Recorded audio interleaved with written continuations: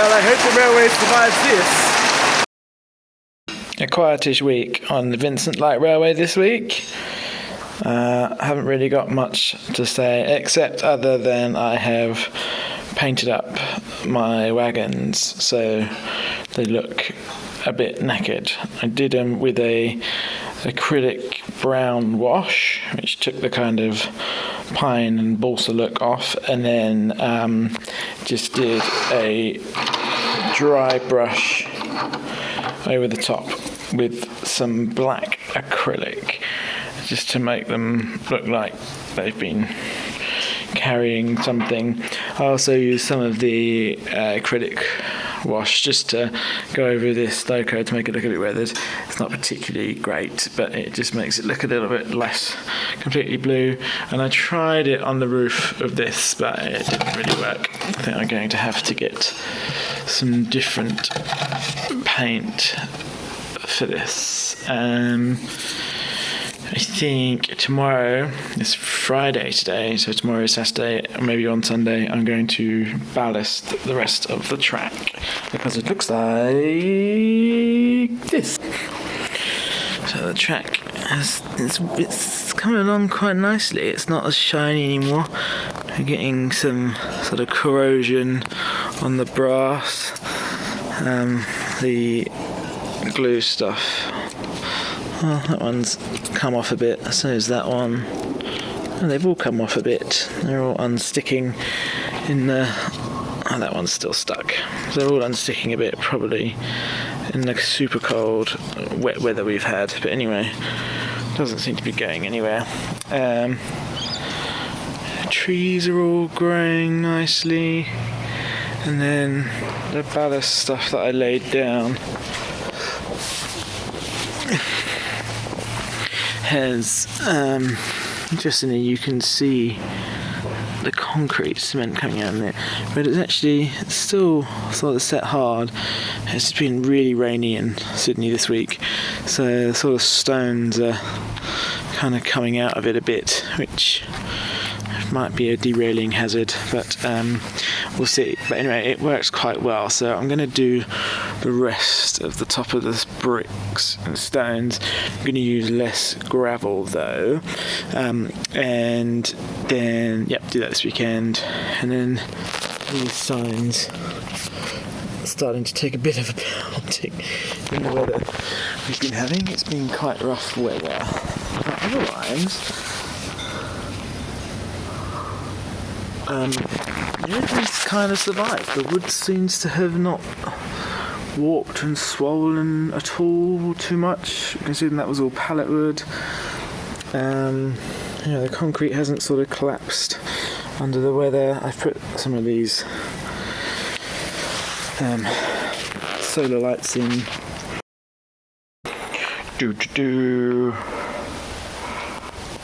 Cement and sand, stones, potting compost, railway. Time to do some ballasting. So here we have today's mixture.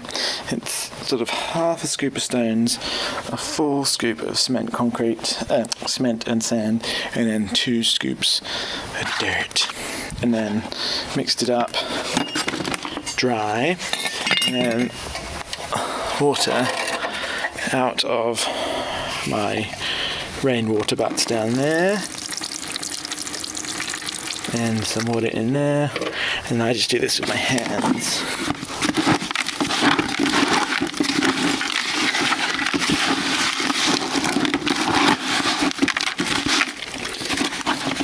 More water.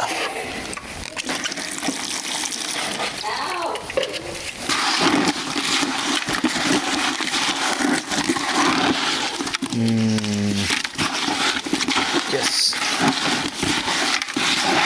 That is a good consistency. Now, take it up here. Oh, slop. Which I have to say, when I first did this, freaked me out a bit, because you spend all this money on track, and then you're covering it in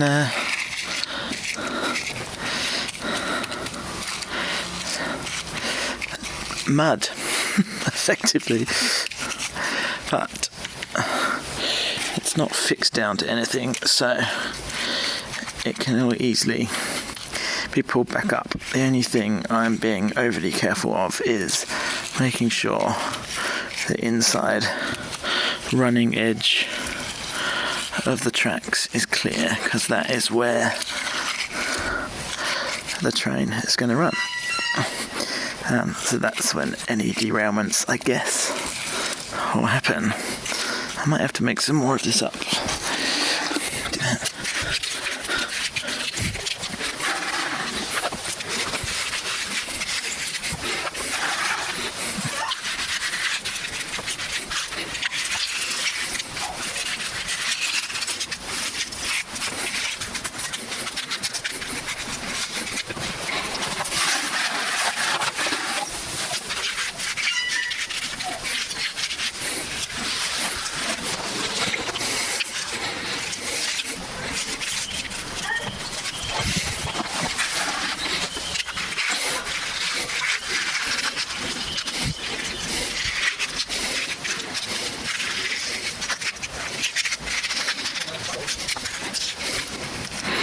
And remember, I'm doing this rather than just cementing it down, because I'm hoping it will pick up moss or other natural goodies and will start to grow. Although looking at the stuff I did the other week, which is still really hard, but it's gone very grey, which I think is the concrete coming out.